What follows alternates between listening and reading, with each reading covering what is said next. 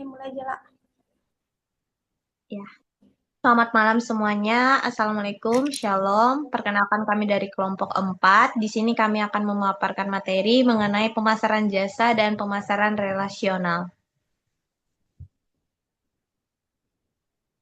Baik.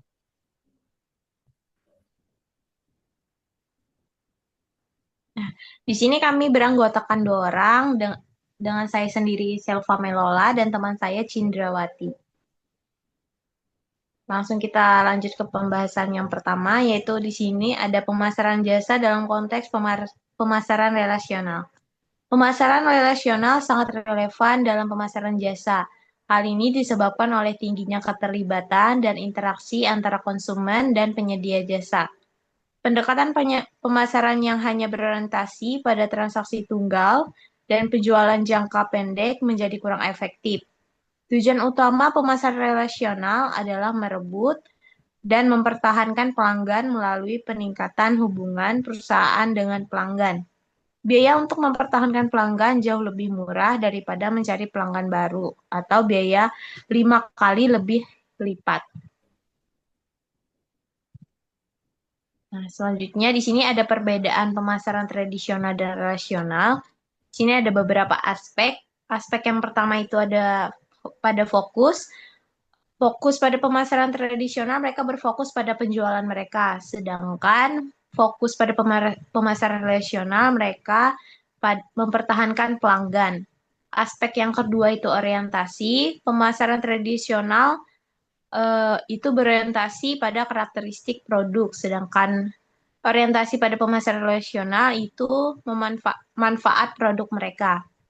Terus yang ketiga itu ada skala waktu. Pemasaran tradisional skala waktunya itu jangka pendek, sedangkan pemasaran relasional skala waktunya itu jangka panjang. Aspek yang keempat itu ada komitmen. Pemasaran tradisional komitmennya terbatas, sedangkan pemasaran relasional komitmen mereka tinggi. Terus aspek yang kelima itu ada kontak. Pemasaran tradisional kontaknya rendah, sedangkan pemasaran relasional kontaknya tinggi. Terakhir itu ada aspek kualitas. Pemasaran tradisional kualitas mereka itu pada urusan bagian operasi, sedangkan pemasaran relasional kualitas mereka itu pada urusan semua orang. Selanjutnya dijelaskan oleh teman saya. Selanjutnya ada tujuan pemasaran relasional. Pertama ada orientasi jangka panjang, yaitu fokus pada hubungan yang berkelanjutan bukan hanya transaksi sesaat. Kedua ada komitmen dan pemenuhan janji, yaitu membangun loyalitas konsumen dengan menepati janji. Dan yang ketiga itu